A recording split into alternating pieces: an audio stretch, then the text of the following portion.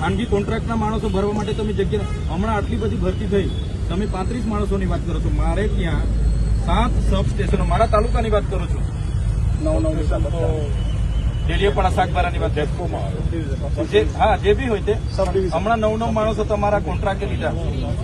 અન્ય કયો આ લોકો તમે બારોબાર પૈસા આપીને લઈ લો. કોન્ટ્રાક્ટની જે એ જેટકો હોય કે દુનિયા હોય, કોર્પોરેટર તો આપણું અહીંયા છે ને. તમારે હું એમ કહું, સબ ડિવિઝનમાં 9 જણને કેમ લીધા એનું કારણ શું? હા, સબ ડિવિઝન કોના અંદરમાં આવે? કોર્પોરેટરમાં. ના પણ સબ ડિવિઝન કોના અંદરમાં આવે? ડેપ્યુટી એન્જિનિયર અંદરમાં આવે. મેં જઈને ત્યાં કામ કરવા લાગુ એટલે તમે કે મારો માણસ નથી. તમે શું ટાઈપ કરી પેલી એજન્સી સાથે? કઈ દિલ્હીની એજન્સીને તમે આપ્યું? મેકમ વાળા નથી ને અમારા માણસો નથી, અમે નથી લીધા. એફઆરટી ને લઈ કેવી રીતે? એફઆરટી ને લીધા કેવી રીતે? એમના માણસો જેમ કામ કરે કોન્ટ્રાક્ટ કરે. ના પણ એની સાથે ટાઈપ કોને કર્યું? અમારું મેકમ જ નથી. અરે તો તમારી ઓફિસમાં બેસે કેમ નહીં? 1864 છોકરાઓને નોકરી આપે તો કઈ રીતે ચાલે? લાઈન પર કામ કરતા જોયા છે. લાઈન પર જે જગ્યાએ અમારે કામ કરવાનું ત્યાં એમને જોયા છે.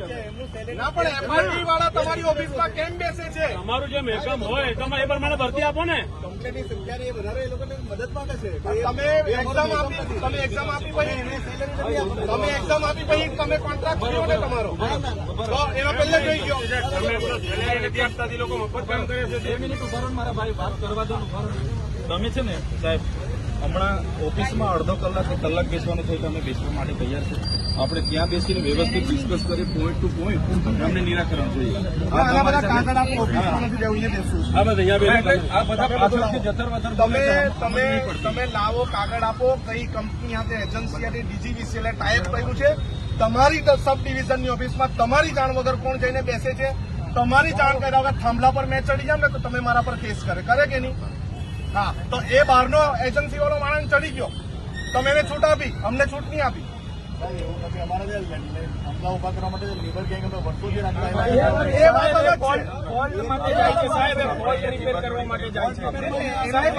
છે. તમે ટાઈપ કર્યો હોય તેના પુરાવા અમને આપો.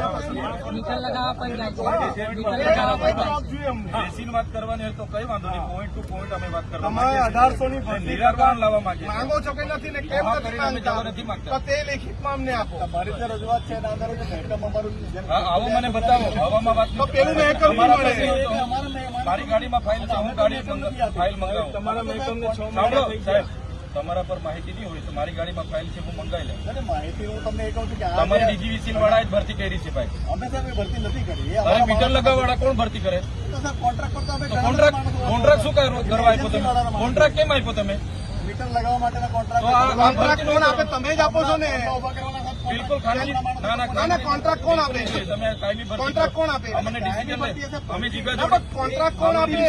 તમે જે કહો છો નીતિ વિષય ઓ ભાઈ, ના નીતિ વિષયક બધું અમે નીતિ બનાવીએ. કોન્ટ્રાક્ટ કોણ આપે? કોન્ટ્રાક્ટ કોણ આપે? કોણ આપે? પણ આપણે કોન્ટ્રાક્ટ કોણ આપે એટલું જ બોલો ને તમે. કોન્ટ્રાક્ટ તો જે તે સબ ડિવિઝન કે ડિવિઝન વાળા આપે. ના તમારે તમે છો મુખ્ય, તમે આપે કોન્ટ્રાક્ટ, તમે હેડ છો. તમારા અંડરમાં નહીં આવતું.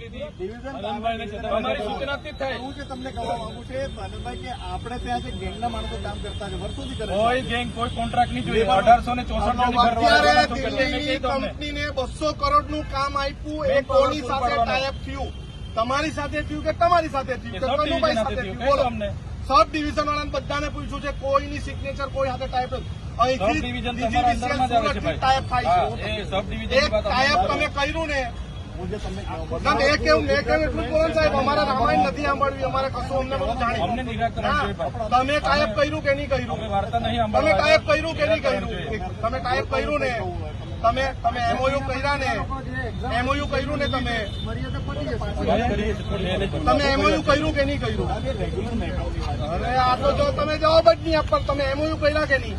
આપણે છે ને તમારી સિગ્નેચર છે કે નહીં? તમે અમને લેખિત બધું કાઢો. તમે અમને બતાવો. ડીવાયએસપી સાહેબ બી રહે, ડીવાયએસપી સાહેબ અમને લેખિતમાં આપો. જ્યાં વાત કરવાની